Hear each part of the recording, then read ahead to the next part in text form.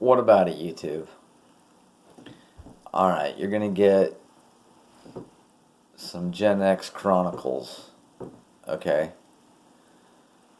Because now we've got a little bit of wear on the belt, okay?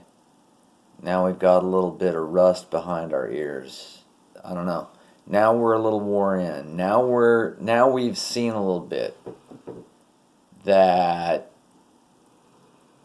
may refresh some memories or may be new to some people. But let me just tell you, politically, where should I start?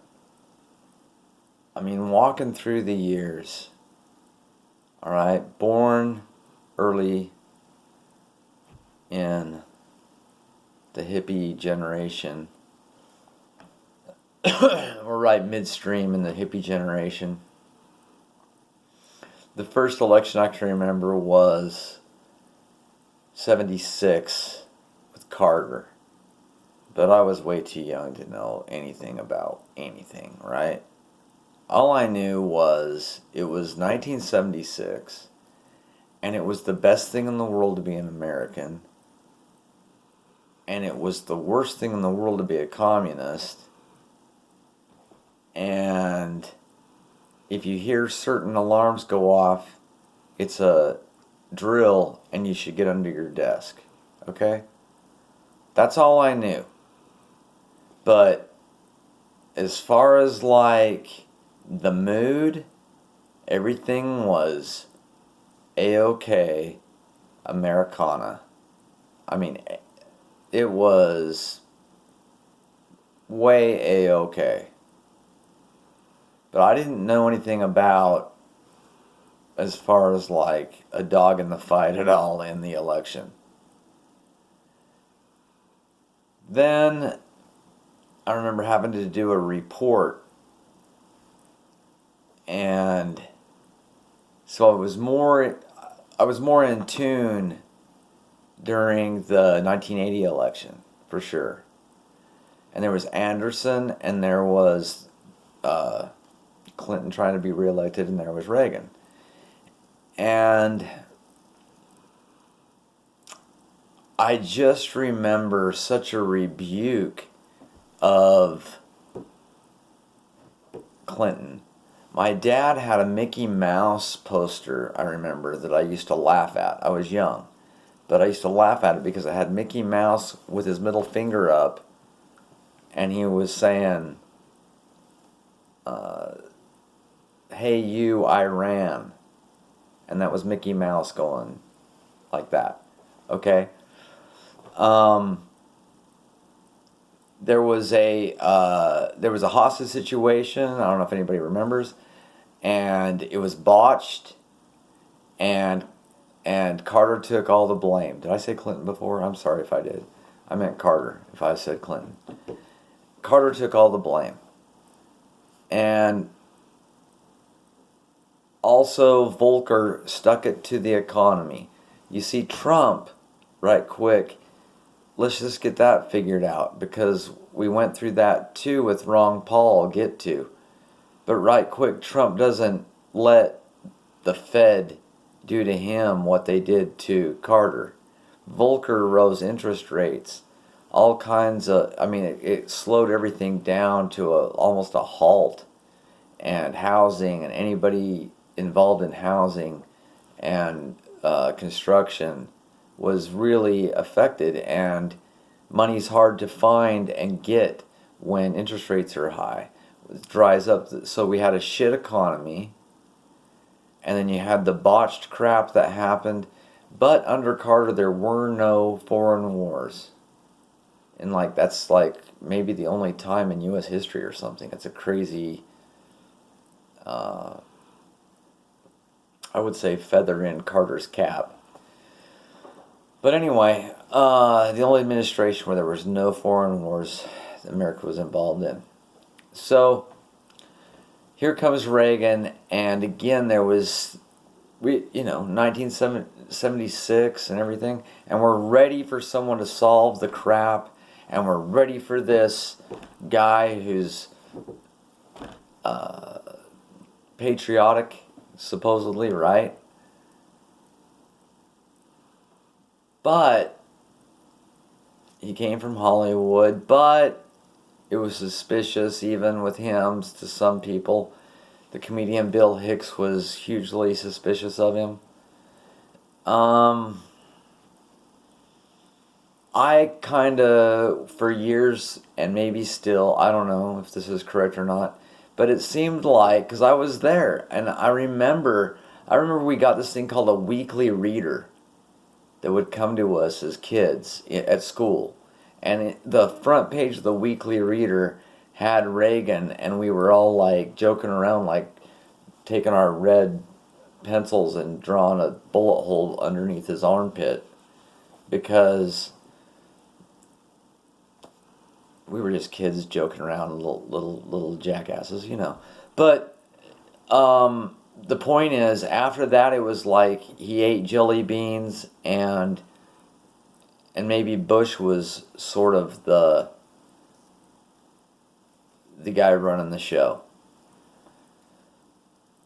Because then it just got weird as the years went on. In the 80s, you had the Iran-Contra scandal, Oliver North, and that's when certain things like deep state started to resurface in the conversation, because there's a famous whatever clip of a senator asking about Rex 84, and some of this is what helped get Alex Jones juiced up too.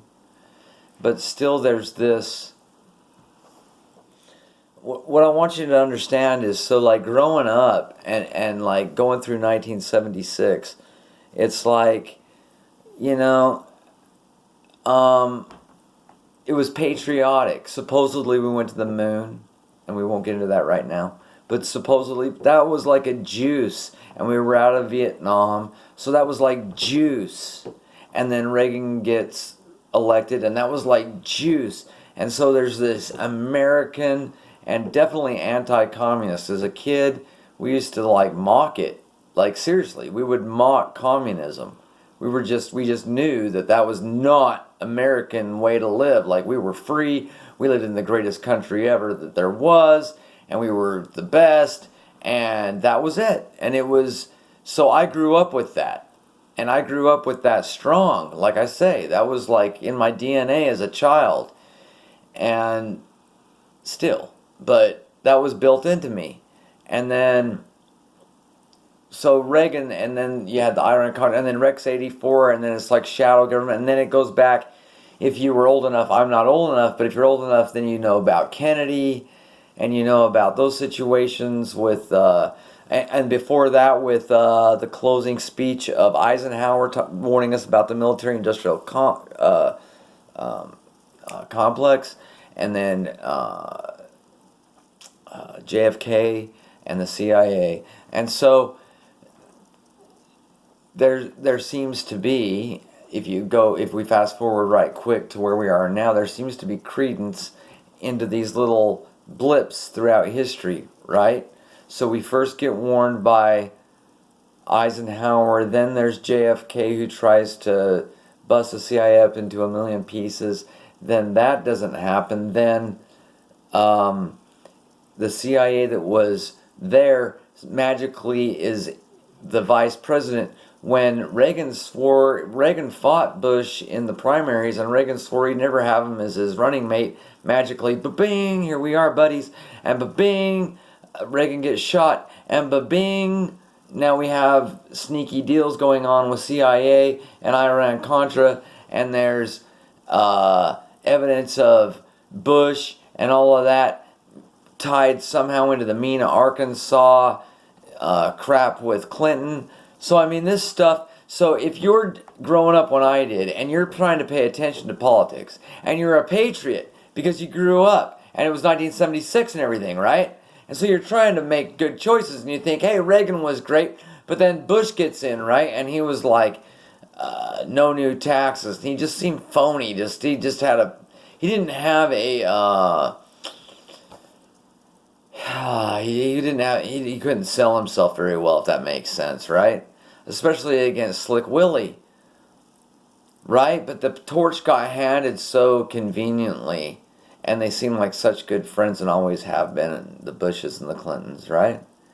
And so, but even then in 92, I can't go too fast now. Even then in 92, there was this disillusionment. It was like, no, we don't want to hear anything about the left. There was Gary Hart and the scandals, and then and there was definitely scandals with Flowers, Jessica, is it just Jessica Flowers? Anyway, there was all these chicks coming out with scandals with Clinton when he was in Arkansas, and so all this is going on, and then who comes to the rescue was the only and historically the worst thing, Ross Perot, because there in that case you didn't get the lesser of two evils, you got the evil, you got Clinton. Okay, so Ross Perot was supposed to save the day, but he just took votes away from the re-election of Bush, but that's where anyone who was looking for, anything but that's trying to make sense.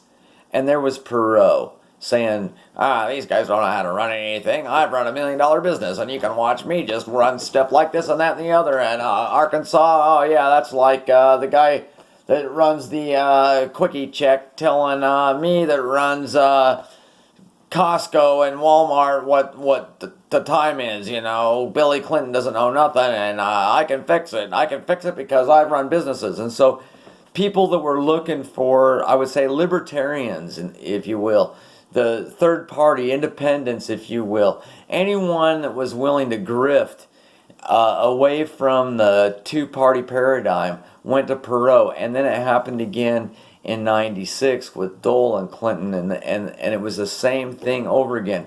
Supposedly secret forces went and threatened Perot's family, and so he dropped out momentarily, came back, and it wasn't, and just that blip in the time, all he did was take votes again from Dole, went back to Clinton. Clinton goes, interestingly enough, Roger Stone was working for Dole and got fired because he was doing advertisements of wanting to be a swinger and other escapades in that kind of category, interestingly enough. But fast forward again, now we get to Bush and Gore. Now there's disillusionment, and now there's really nowhere to go. I don't even remember who the third candidate was. There was probably a libertarian that ran, and he didn't have any backing or juice. Perot was out of it, and I don't remember if I voted. And it went to Bush, and I was just kind of like, and I didn't even care. There was that scandal with the election, and I didn't want it to be Gore, but I didn't want it to be Bush either. It was just kind of a period of disillusionment right there. Here comes Bush, and he came in. He started acting like he was pro-U.S. steel, going to bring the steel business back, and so it started to look like, okay, maybe this guy cares, who knows. And then 9/11, bam, and then just like a shock to your conscience. It was just like, it was a trip. Like, that crap happened, and I swear it was just like, who would do this and no, right? And so that gave Bush the opportunity to stand up and say, that's right, we've got this all figured out, and Osama bin Laden and Al-Qaeda's, and we've got the stacks of Patriot Act, and damn it, here we go. And so it just kind of all happened, right? And we were bamboozled, everybody. And then if you were paying attention in the, say, months or years more like later, but not too much later, in the years later, I think I probably was clued in 2003 or 4 at the latest, that the first video I saw was called In Plain Sight, that showed how the whole tower thing was retarded. And so right when I saw it, and right when I saw it, but I didn't see it through CNN's eyes, but when I saw it through or even Fox News. But when I saw it through the eyes of reality, like, a plane can't make a building come down like that. That's retarded. And then the third building, Building 7. So, anyway, that was like shocking. So 2004 was some disillusionment. And did Ross Perot run in, did Ron Paul run in 2004? I can't remember. But I don't think so. And I don't think I voted in that election because it was Kerry Bush, and it was like both skull and bones. And it was like, we're in these wars now, and 9/11's bull crap, and it's a snow job, and then the commission is ready to put out their report in 2006, and it was just nonsense galore. And then back then, Republicans wanted amnesty, and Democrats were saying, hell no, close the border, by the way. Okay? So anyone who is paying attention has seen some like crazy shit. And at the same time, you've got the streaming of the internet starting to happen. And you've got loose change coming out. And you got more people waking up to 9/11. At the same time, you got Ron Paul, who is now that third candidate that I was for. I had my first YouTube channel was called Cereal Bowl Lifeguard. And then I got All for Paul 08. That was like in 07 or 08 I got that. Sorry, I'm about to sneeze. But then so Ron Paul was 08. We went there, tried to, but what did that do? Took votes away again, like Ross Perot did. Just like, I think this was all sort of like maybe planned, right? And then it goes to Obama. And then again in 12, same thing, Ron Paul makes sure it goes to Obama. And they put weak Republican candidates up there. But going back to when loose change was happening and Ron Paul was running. So you had this new wave atheism that was just like hitting it hard. You had amazing atheists like Boombastic on YouTube, right? And then many after him that I won't care to try to remember. But just the worst nastiness in the world, attacks on morality, Christian values, etc., all while you have Globo Homo being pushed by Obama and his wife Michael. Okay? So you had that to fight. Okay? And that wasn't bad enough, right? That got reassured again by our buddy Ron Paul in 12. But then Trump comes in, and see how much they're trying to get rid of him, even right this second. If you pay attention now, I thought maybe he was part of some kind of greater grandeur of WWE politics and nonsense, because he wasn't exactly draining the swamp like I thought he should fast enough. But he's definitely fighting right now, and in the right ways, to be like an Andrew Jackson, like a combination of Andrew Jackson and Lincoln in a way. And I'm not a Yankee, I definitely am not a Yankee, but someone who's going to save this republic from being destroyed, okay, if you will. So just in that respect, I mentioned Lincoln. But before I close, I want to mention right quick, the alien thing is rehashed too. And that's already been sort of dealt with back. Zendrius still has a great channel with an X, Zendrius, exposing how the whole UFO crap that was coming out in the 90s and everything that's being rehashed right now, it's demons. So that's being rehashed again. They let it lie, and then now it comes back. But now it's coming back as like, wait a minute, it used to be conspiracy theory, now it's legit. No, it's just demons, okay? It's demons. And we know which side they're on, and I don't know if my videos can go over 20 minutes, so peace out, God bless.